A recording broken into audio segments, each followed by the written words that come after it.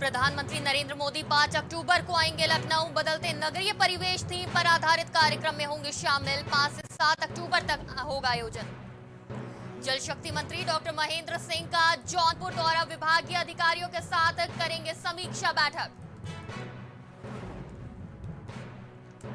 Sapa supremo Akhilesh Yadav का कानपुर दौरा। आज व्यापारी के परिवार से मिलेंगे अखिलेश यादव। राजधानी लखनऊ में डेंगू का कहर जारी। 2 परिवारों में 12 लोगों को डेंगू। राजधानी में 18 नए केस मिले। हरिद्वार में आनंद गिरी से 7 घंटे तक पूछताछ। आश्रम में लगे सीसीटीवी कैमरे में फुटेज हुई रिकॉर्ड।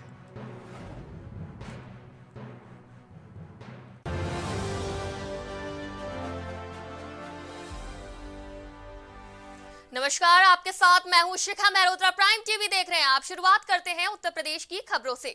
उत्तर प्रदेश के सीएम योगी आदित्यनाथ आज कानपुर और उन्नाव के दौरे पर रहेंगे। उन्नाव जिले में आज मुख्यमंत्री योगी आदित्यनाथ पूर्वा कोतवाली क्षेत्र के सगौली गांव में जनसभा को संबोधित करेंगे।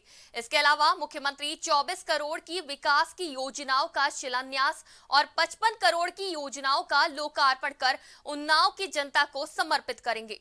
मुख्यमंत्री की जनसभा में 5000 से अधिक की भीड़ जुटाए जाने की कवायद भारतीय जनता पार्टी के विधायक और कार्यकर्ता कर रहे हैं। वहीं मुख्यमंत्री की सुरक्षा चाक चौबंद कर दी गई है। मुख्यमंत्री की सुरक्षा 6 लेयर की होगी। मुख्यमंत्री की सुरक्षा टीम में जनसभा स्थल पर डेरा डाल दिया है। वहीं मुख्यमंत्री योगी आदित्यनाथ आज उन्नाव में करीब 2 बजे जनसभा को संबोधित करेंगे। वहीं मुख्यमंत्री की जनसभा स्थल पर तैयारियों को अंतिम रूप देने में जिला प्रशासन युद्ध स्तर पर कार्य कर रहा है। वहीं सीएम योगी कानपुर में कारोबारी के पीड़ितों से भी मुलाकात करेंगे। बता दें कि गोरखपुर पुलिस की कथित पिटाई से कानपुर के कारोबारी की मौत का मामला अब तूल पकड़ता जा रहा है। कारोबारी मनीष की पोस्टमार्टम रिपोर्ट आई है, जिसमें चौंकाने वाले खुलासे हुए हैं। पोस्टमार्टम रिपोर्ट में पता चला है कि मनीष के सिर, चेहरे और शरीर पर गंभीर चोटों के निशान है। गौरतलब है कि इन सभी मामले में 6 पुलिसकर्मियों को सस्पेंड कर दिया गया है, जबकि 3 पुलिसकर्मियों के खिलाफ केस दर्ज किए जा चुके हैं। वहीं मनीष की अंतिम संस्कार भी कर दिया गया है। हालांकि इससे पहले यह कहा जा रहा था कि मनीष का अंतिम संस्कार न्याय मिलने तक नहीं किया जाएगा। जब तक उनकी मांगे पूरी नहीं होंगी तब तक नहीं किया जाएगा, लेकिन अंत में मनीष का अंतिम संस्कार कर दिया गया है। तो आपको बता दें कि इस मामले में काफी राजनीति भी होने लगी है। सीएम योगी के आज 2 दौरे हैं और दोनों दौरे के बाद वो पीड़ित परिवार से भी मिलेंगे। आपको बता दें कि गोरखपुर पुलिस की कथित पिटाई के मामले में कानपुर से कारोबारी की मौत का मामला अब तूल पकड़ता जा रहा है। कारोबारी मनीष की पोस्टमार्टम रिपोर्ट आई है, जिसमें चौंकाने वाले कई खुलासे हुए हैं। और इस खबर पर हमारे साथ ज्यादा बातचीत के लिए संवाददाता गौरव जुड़ चुके हैं। गौरव, क्या कुछ जानकारी है आपके पास? किस तरह से ये मामला बढ़ता जा रहा है? जी बता दूं, जिस तरह से चूंकि मुख्यमंत्री योगी आदित्यनाथ का संसदीय क्षेत्र है और वहाँ पर इस तरह से जो हुआ है, मामला हुआ है, इसको देखते हुए राजनीति गर्म होनी थी और वो हो भी गई है। जिस तरह देखा जा रहा है कि सपा प्रमुख अखिलेश यादव भी वहाँ पर पहुँच चुके हैं और पीड़ित परिवार से मिल रहे हैं, तो माना जा सकता है कि ये जो मामला हुआ है ये अभी इतनी जल्दी थमने वाला नहीं है। और इसको प्रयास भी किए जा रहे हैं, प्रशासन द्वारा उनसे बात भी की जा रही थी, पर मामला अब तक उलझा ही हुआ है और विपक्षी द्वारा राजनीति भी शुरू हो गई है। सुनने में आ रहा है कि मुख्यमंत्री योगी आदित्यनाथ जो आज कानपुर पर दौरे पर हैं, वो भी पीड़ित परिवार से मुलाकात करेंगे और उनसे सांत्वना देते नजर आएंगे। जी गौरव, जब वो पीड़ित परिवार से सीएम योगी मिलेंगे तो क्या कुछ निर्देश दे सकते हैं पुलिस को? अब देखिए, पुलिस अपना काम कर रही है। फिलहाल तो यही कहा गया है, जो 6 पुलिसकर्मी थे उनको सस्पेंड कर दिया गया है, जिसमें थाना प्रभारी भी शामिल है। इसके अलावा 3 लोगों को गिरफ्तार भी किया जा चुका है। 3 लोगों की हालांकि गिरफ्तारी होना बाकी है। तो पुलिस तो कार्रवाई हो रही है, पर अभी मामला क्या था, कैसे खुलेगा, कितनी इसकी जो जानकारी की पोस्टमार्टम रिपोर्ट में आया है कि गंभीर पिटाई के कारण मौत हुई है। तो मौत हुई है, गंभीर तरह से मारा गया है। कई जगह पोस्टमार्टम रिपोर्ट में आया है कि चोट पे निशान है, मांसपेशियों पर चोट है, पीठ पर चोट है, गर्दन पर चोट है। तो जिस तरह से मामला उलझेगा और धीरे धीरे इसकी जो है तहकीकात होगी और पुलिस जांच में साफ हो पाएगा कि क्या किसका रोल रहा है, किस तरह से उसको मारा गया है, क्या मामला था, वो तो जांच के बाद ही साफ हो पाएगा। गौरव, जिन 6 पुलिसकर्मियों को सस्पेंड किया गया है, इनके ऊपर अब आगे क्या कार्रवाई होगी? फिलहाल 3 लोगों को जेल भेज दिया गया है और 3 के लिए अभी धरपकड़ जारी है। और जाहिर सी बात है कि हत्या का मामला है तो दफा 303 के ऊपर जो कार्रवाई हो चुकी है। जी गौरव, आपसे सीएम योगी के दौरे के बारे में भी जानकारी चाहेंगे। जिस तरह से 2 जिलों का दौरा करेंगे सीएम योगी, उसके अलावा उनके क्या कार्यक्रम है? देखिए, मुख्यमंत्री योगी आदित्यनाथ लगातार दौरे कर रहे हैं। कल भी वो बाराबंकी और रामनगर, कुर्सी रोड और सीतापुर दौरे पे थे और चुनाव को देखते हुए दौरे अहम माने जा सकते हैं। इसके अलावा भी मुख्यमंत्री योगी आदित्यनाथ लगातार दौरे करते रहते हैं। जब से वो सत्ता में आए हैं उनके द्वारा लगातार दौरा किया जा रहा है। आज पहली बार ऐसा नहीं है कि दौरे कर रहे हैं या चुनाव को देखते दौरे नहीं किया जा रहा है, पहले भी उनके द्वारा लगातार दौरे किए जाते हैं। इसी कड़ी माना जा सकता है कि कानपुर और उन्नाव के दौरे पर रहेंगे। इसके लिए प्रशासन ने तैयारियां भी कर ली थी। वहां पर मंडलायुक्त डॉक्टर राजशेखर और पुलिस कमिश्नर असीम अरुण लगातार वहां पर तैयारी को जायजा ले रहे थे और इनकी तैयारियां लगभग 2 दिन से पूरी हो रही थी। ठीक है, इसी कड़ी में अगर देखा जाए तो आज मुख्यमंत्री योगी आदित्यनाथ कानपुर में लगभग 556 करोड़ की योजनाओं का शिलान्यास और लोकार्पण करेंगे और माना जा रहा है कि वहां पर पीएम आवास योजना के कुछ लाभार्थियों को वो आवास की चाबी भी सौंपते नजर आएंगे। जी गौरव, जिस तरह से 2 दिवसीय दौरा उनका हो चुका है और जिस तरह से लगातार मैराथन दौरे कर रहे हैं सीएम योगी और आज कानपुर उन्नाव के दौरे पर है, तो कानपुर और उन्नाव को क्या क्या सौगातें दे सकते हैं सीएम? नहीं, फिलहाल तो मैं बताया कि कानपुर में आपको लगभग 556 करोड़ की योजना का शिलान्यास वहां पर करेंगे। पीएम आवास लाभार्थियों को वहां पर आपको आवास की चाबियां भी सौंपेंगे। इसके अलावा डीएवी ग्राउंड में, जो कानपुर का प्रतिष्ठित कॉलेज है डीएवी, वहां ग्राउंड में जनसभा को संबोधित भी मुख्यमंत्री योगी आदित्यनाथ करेंगे। इसके बाद मुख्यमंत्री लगभग 2 के 3 बजे के लगभग उन्नाव भी पहुंचेंगे और वहां पर ये मुख्यमंत्री लगभग 82 करोड़ की योजनाओं का शिलान्यास करेंगे और वहां पर भी एक जनसभा को संबोधित करते नजर आए, क्योंकि जनसभा को संबोधित करना तो जरूरी है अभी, क्योंकि जिस तरह से मुख्यमंत्री ने अभी कुछ दिन पहले लोक भवन में अपने 4.5 साल का कार्यकाल का लेखा जोखा प्रस्तुत किया था, तो माना जा सकता है कि उनके मंत्री भी गए थे और मुख्यमंत्री भी जनसभा कर रहे हैं। तो जनता से अपनी उपलब्धि को साझा करना बहुत जरूरी है और चुनाव देखते हुए ये बहुत महत्वपूर्ण पहल मुख्यमंत्री योगी आदित्यनाथ की जा रही है। गौरव, चुनावी माहौल है तो ऐसे में आज बीजेपी के लखनऊ में क्या क्या कार्यक्रम है? लखनऊ में अगर कार्यक्रम की बात करें तो लखनऊ में कोई विशेष कार्यक्रम तो नहीं है, क्योंकि लखनऊ में अगर अन्य पार्टियों की बात करें तो कांग्रेस की महासचिव प्रियंका गांधी वाड्रा है, यहाँ पर है और लगातार बैठकें ले रही हैं। बीजेपी की कार्यक्रम की बात करें तो बीजेपी कार्यक्रम कल एक बहुत बड़ा कार्यक्रम लखनऊ में है, इंदिरा गांधी प्रतिष्ठान में है कि बीजेपी जो युवा मोर्चा की विंग है, भारतीय जनता पार्टी युवा मोर्चा, उसकी पूरी प्रदेश की कार्य समिति की बैठक है, जिसमें युवा मोर्चा के राष्ट्रीय अध्यक्ष तेजस्वी सूर्या और प्रदेश अध्यक्ष प्रांशुदत्त द्विवेदी शामिल होंगे और कहा जा रहा है इसका जो कार्यक्रम का उद्घाटन है वो राष्ट्रीय अध्यक्ष तेजस्वी सूर्या करेंगे और समापन मुख्यमंत्री योगी आदित्यनाथ द्वारा सभा का किया जाएगा। जी बिल्कुल, बहुत बहुत शुक्रिया हमारे साथ जुड़ने के लिए और तमाम बातचीत के लिए। इस खबर पे हमारे साथ संवाददाता गौरव जुड़े थे, जो सीएम योगी से जुड़ी हमें तमाम जानकारियां दे रहे थे। तो कई परियोजनाओं का लोकार्पण और शिलान्यास करेंगे। कानपुर और उन्नाव के दौरे पे हैं आज सीएम योगी, साथ ही कई सौगातें दे सकते हैं सीएम योगी आज। साथ ही जनता को संबोधित भी करेंगे और जनता को संबोधन करने के साथ ही वो पीड़ित परिवार से भी मिल सकते हैं। अब रुक करेंगे अगली खबर की तरफ। उत्तर प्रदेश में आगामी विधानसभा चुनाव से पहले समाजवादी पार्टी सत्ता में काबिज भारतीय जनता पार्टी पर लगातार हमलावर है। इस कड़ी में बुधवार को कन्नौज में सपा अध्यक्ष अखिलेश यादव ने एक सभा में योगी सरकार पर फिर निशाना साधा। अखिलेश कन्नौज में पूर्व विधायक कप्तान सिंह यादव की प्रतिमा का अनावरण करने पहुंचे थे।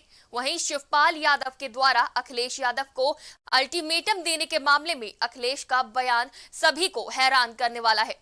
अखिलेश ने कहा कि बीजेपी वाले झूठ का अंतर्राष्ट्रीय प्रशिक्षण केंद्र चलाते हैं। विकास के नाम पर प्रदेश में कुछ नहीं हुआ है, सड़कों की गुणवत्ता खत्म की गई है। लगातार ये सवाल है, किसानों की आय दोगुनी हुई कि नहीं हुई, नौजवानों को नौकरी रोजगार मिला कि नहीं मिला, व्यापार आया कि नहीं आया।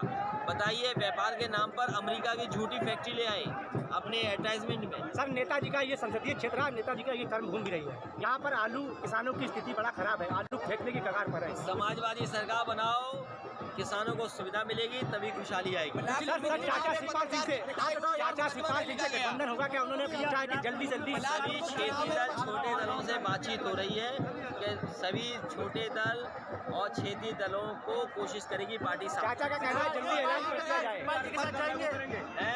सेवा आयोग में त्रिस्तरीय आरक्षण भर्ती में ओबीसी का ये आरक्षण के महत्वपूर्ण सवाल हैं, इनको ऐसे नहीं निपटाया जा सकता है। लेकिन सवाल ये है कि जो बड़ी बड़ी कंपनियां हैं, अगर वही खत्म हो जाएगी, सरकारी खत्म होगी, तो आरक्षण कहाँ बचेगा? कांग्रेस के राष्ट्रीय सचिव इमरान मसूद का एक बड़ा बयान सामने आया है, जिसमें उन्होंने कहा है कि भाजपा को उत्तर प्रदेश में सपा हराने में सक्षम है। इस बयान के बाद राजनीतिक गलियारों का तापमान एकदम बढ़ गया है और कयास लगाए जा रहे हैं कि ये बयान इमरान मसूद के सपा में जाने का तो नहीं। क्या इमरान मसूद समाजवादी पार्टी का दामन तो नहीं थाम सकते हैं? ऐसे में कई सारे सवाल उठने लगे। कांग्रेस सचिव इमरान मसूद ने बताया कि उत्तर प्रदेश में भाजपा को समाजवादी पार्टी हरा सकती है। उसका कारण है समाजवादी पार्टी का वोट शेयर, जो पिछले इलेक्शन में भी सबसे ज्यादा रहा है। आप भी सुनिए और क्या कुछ कहा है इमरान मसूद ने। नहीं, देखिए, भारतीय जनता पार्टी के मुकाबले पिछले चुनाव सब उठा करके देखें तो वोट शेयरिंग सबसे ज़्यादा समाजवादी पार्टी का है और समाजवादी पार्टी बड़ी भूमिका में। मैंने कहा समाजवादी पार्टी के भूमिका बड़ी है। समाजवादी पार्टी सबको साथ लेकर के चुनाव के अंदर भाजपा को शिकस्त देने का काम करें, बस इतनी तो बात है।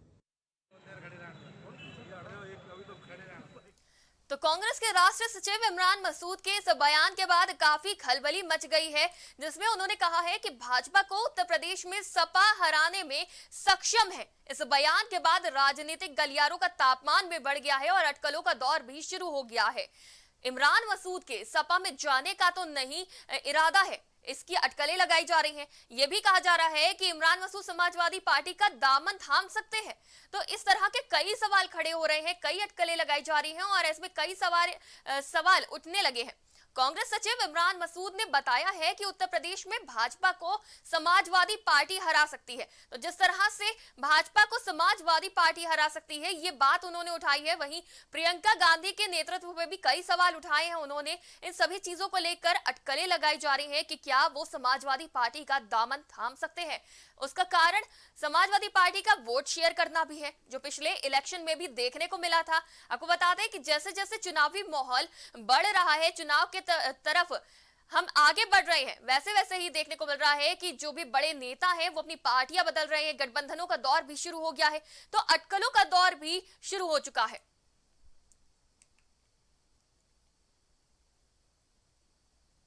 बुलंदशहर में डीएम और एसएसपी आवास के पास फायरिंग से हड़कंप मच गया। मामूली बाइक हटाने के मामले में लेकर विवाद हुआ है। बता दें कि दबंगों ने सरेआम फायरिंग कर दी और डीएम रोड पर पुलिस और प्रशासनिक अधिकारियों के आवास स्थित है। आवासों से चंद कदम की दूरी पर फायरिंग से अफरा तफरी मच गई। घटना के बाद मौके पर पुलिस अधिकारी पहुंचे और आगे की जांच में जुट गए हैं। तो अफरा तफरी का माहौल देखने को मिला, बीच सड़क फायरिंग देखने को मिली है। आपको बता दें कि मामूली सी बात पर सिर्फ बाइक हटाने को लेकर यह विवाद हुआ है, जिसके बाद दबंगों ने सरेआम फायरिंग की। डीएम रोड का यह मामला है, जहां पर पुलिस और प्रशासनिक अधिकारियों के आवास भी स्थित है। कड़ी सुरक्षा रहती है। आवासों से चंद कदम दूरी पर यह फायरिंग की घटना हुई है, जिसके बाद अफरा तफरी का माहौल देखने को मिला और घटना के बाद मौके पर पुलिस अधिकारी पहुंचे और आगे की जांच में जुट गए। लगभग आधे घंटे पहले हम लोग को सूचना मिली थी कि यहाँ पे एक फायरिंग हुई है, किसी ने की है। कि पैथोलॉजी लैब है, यहाँ पे उनके मालिक हैं, यहाँ पे खड़े हुए थे, अपनी स्कूटी निकाल रहे थे, उस पर विवाद हुआ है किसी ने के साथ उनका। तो व्यक्ति ने आके उनको ताव में अपना पिस्टल दिखा के हवा में फायरिंग करी है। उसके बाद व्यक्ति भाग गया है। अभी हमारी पुलिस लगी हुई है, व्यक्ति की पहचान कर रही है, वीडियो से पुष्टि हुई है। भाजपा की फायर ब्रांड नेता साध्वी प्राची ने विरोधी दलों पर जमकर निशाना साधा। चंदौसी में भाजपा नेता ठाकुर मुकेश सोम के आवास पर पत्रकारों ने वार्तालाप किया, जहां वार्ता के दौरान सपा बसपा और कांग्रेस पर सियासी तीर छोड़ते हुए कहा कि सपा बसपा कांग्रेस ने प्रदेश में अराजकता का माहौल पैदा कर दिया है। तो सीधे तौर पर उन्होंने अराजकता का इल्जाम लगाया है। आरोप लगाते हुए उन्होंने जमकर निशाना साधा। आपको बता दें कि साध्वी प्राची एक बड़ा नाम है, भाजपा की फायर ब्रांड नेता है। उन्होंने जमकर निशाना साधा है। चंदौसी में भाजपा नेता ठाकुर मुकेश सोम के आवास पर पत्रकारों से बातचीत करते हुए उन्होंने इस तरह का इल्जाम लगाया है। सीधे तौर पर उन्होंने कहा है कि सपा बसपा और कांग्रेस पर सियासी तीर छोड़ते हुए उन्होंने कहा कि सपा बसपा कांग्रेस ने प्रदेश में अराजकता का माहौल पैदा किया है। जब सभी विपक्षी दल बीजेपी पर निशाना साध रहे हैं, तो बीजेपी ने एक साथ तमाम विपक्षी दलों पर निशाना साधा।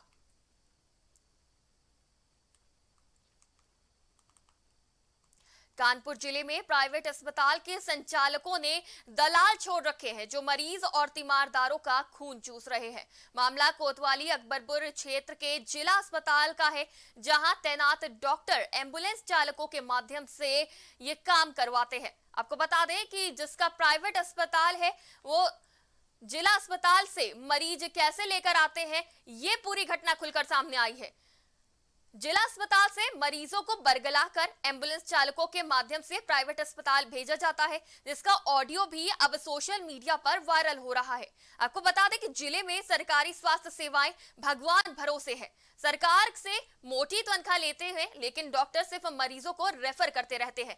जिला अस्पताल से रेफर कर निजी अस्पतालों में भेजने पर डॉक्टरों को 40% का कमीशन भी मिलता है।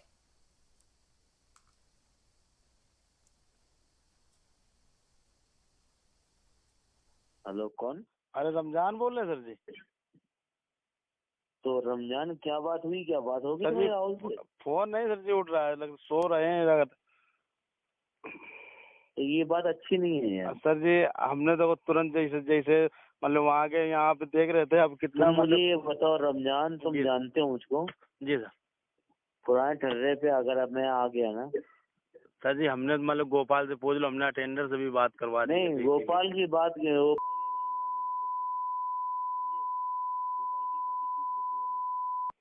ये बताओ, जब मैं ड्यूटी पे हूँ जी और तुमको मैंने ये बात बोली, जब हमने हम तो उसके बाद में तुमको हमने भेजा, 2 मरीज तुमको भेजे हमने जी। तुमने गाना गा दिया ममता का। और रुक करेंगे अगली खबर का। चंदौली से एक वीडियो जमकर वायरल हो रहा है, जहां पर सत्ता के नशे में चूर कथित बीजेपी नेता ने कुछ ऐसा कह दिया जो जमकर वायरल होने लगा है। वहीं बीजेपी नेता ने थाने में दरोगा को धमकाते हुए कहा कि यादव जी तो का हम फाड़ देंगे। आइए आपको भी दिखाते हैं पूरा वीडियो।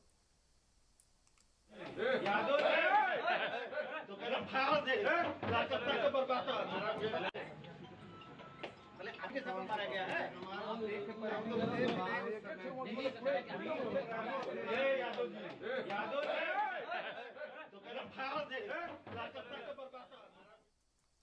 तो आपने ये तस्वीरें देखी कि जिस तरह से बीजेपी नेता का ये वीडियो वायरल हो रहा है। चंदौली की ये घटना है, जहां सत्ता के नशे में चूर बीजेपी नेता का ये वीडियो अब तेजी से वायरल हो रहा है, जो कि पुलिस कर्मियों को धमकाता हुआ नजर आ रहा है। सीधे तौर पे आपने सुना कि किस तरह से ये कथित बीजेपी नेता धमका रहा है, सत्ता के नशे में चूर है और धमकाते हुए साफ तौर पे नजर आया है।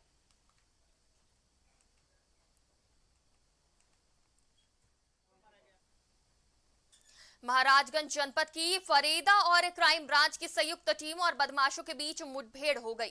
वहीं मुठभेड़ के बाद 2 से 25,000 के इनामी पशु तस्करों की गिरफ्तारी की गई है। मुठभेड़ के दौरान तस्करों के पैर में गोली लगी है। जवाबी कार्रवाई में एक सिपाही के बाएं हाथ में गोली लगी। वहीं मुठभेड़ के घटना के बाद गिरफ्तार दोनों आरोपियों को प्राथमिक उपचार के बाद पुलिस से जेल भेज दिया है और आगे की कार्रवाई में जुट गई है। तो महाराजगंज की ये घटना है, जहां पे तस्करों का ये खेल सामने आया है, जिसके बाद तस्करों को पुलिस ने सूचना के आधार पर गिरफ्तार किया है और इस मुठभेड़ में एक के पैर पे गोली भी लगी है और अब जेल भेजने की तैयारी में है पुलिस। ये 2 और 3 अगस्त की रात में थाना फरेंदा क्षेत्र में 6 गोवंश की बरामदगी हुई थी पिकअप में, और उसको छोड़ के अभियुक्त भाग गए थे। बाद में ये 2 अभियुक्त प्रकाश में आए थे, एक फिरोज और एक हैदर अली। ये दोनों कुशीनगर के रहने वाले हैं और इनको 25-25 हज़ार का इनाम घोषित किया गया था। कल रात में इन अभियुक्तों को गोरखपुर के मनीष गुप्ता हत्याकांड में जो नए तथ्य प्रकाश में आए हैं, उसके अनुसार गोरखपुर में एक बड़ा होटल माफिया कार्यरत है। बता दें कि गोरखपुर में एक होटल में सोमवार 27 सितंबर की आधी रात को पुलिस ने दबिश डाली। इस दौरान कानपुर के एक प्रॉपर्टी डीलर मनीष गुप्ता की संदिग्ध परिस्थितियों में मौत हो गई। आरोप है कि पुलिस ने मनीष को इतना पीटा कि उसकी जान चली गई। पुलिस इससे इनकार कर रही है, लेकिन 28 सितंबर की देर रात परिजनों की तहरीर पर 3 पुलिस वालों के खिलाफ एफआईआर दर्ज कर ली गई है। इससे पहले एसएसपी ने इस मामले में 6 पुलिसकर्मियों को निलंबित कर दिया था। वहीं इस मामले में होटल में भी गोरखपुर के जिलाधिकारी और एसएसपी ने पहुंचकर मनीष के परिवार और पत्नी पर मनचाही रिपोर्ट दर्ज कराने के लिए दबाव बनाने का प्रयास किया, जिसका वीडियो भी अब वायरल हो रहा है। ये है कि उनका पहले से तो कोई झगड़ा था नहीं, वो गए थे वर्दी पहन के गए, बताया ना कि क्यों हुआ है, तो मैंने आपको दिया, इसीलिए हम आपकी बात सुबह से सुन रहे हैं। मैडम ने मुझे कहा कि आप निलंबित कर दीजिए, मैंने कर दिया, और तब तक बहाल नहीं होंगे जब तक उनको क्लीन चिट। मजदूरी के पैसे मांगने आए मजदूर को स्टोन क्रशर कर्मचारी ने गोली मार दी। घटना मिर्जापुर के बादशाही बाग की है, जहां गोली लगने से मजदूर मेहताब गंभीर रूप से घायल हो गया, जिसके बाद ग्रामीणों ने घायल को हॉस्पिटल पहुंचाया। वहीं ग्रामीणों की भीड़ घटनास्थल पर मौजूद रही और पुलिस फोर्स मौके पर भी पहुंची। तो स्टोन क्रशर कर्मचारी ने गोली मारकर एक मजदूर की हत्या कर दी। आपको बता दें कि सहारनपुर का ये मामला है, जहां एक मजदूर अपनी मजदूरी का पैसा मांगने गया था, जिसके बाद इस तरह से हत्या कर दी गई है। आपको बता दें कि इस घटना के बाद ग्रामीणों में काफी रोष व्याप्त है। मजदूर अपने पैसे मांगने गया था मजदूरी के, जिसके बाद स्टोन क्रशर कर्मचारी ने गोली मारकर व्यक्ति को गंभीर रूप से घायल कर दिया, जिसे अस्पताल में भर्ती कराया गया है। जिसके बाद ग्रामीणों ने घायल को हॉस्पिटल में भर्ती कराया और पुलिस भी मौके पर पहुंची। इस बुलेटिन में फिलहाल इतना ही। आप देखते रहिए प्राइम टीवी।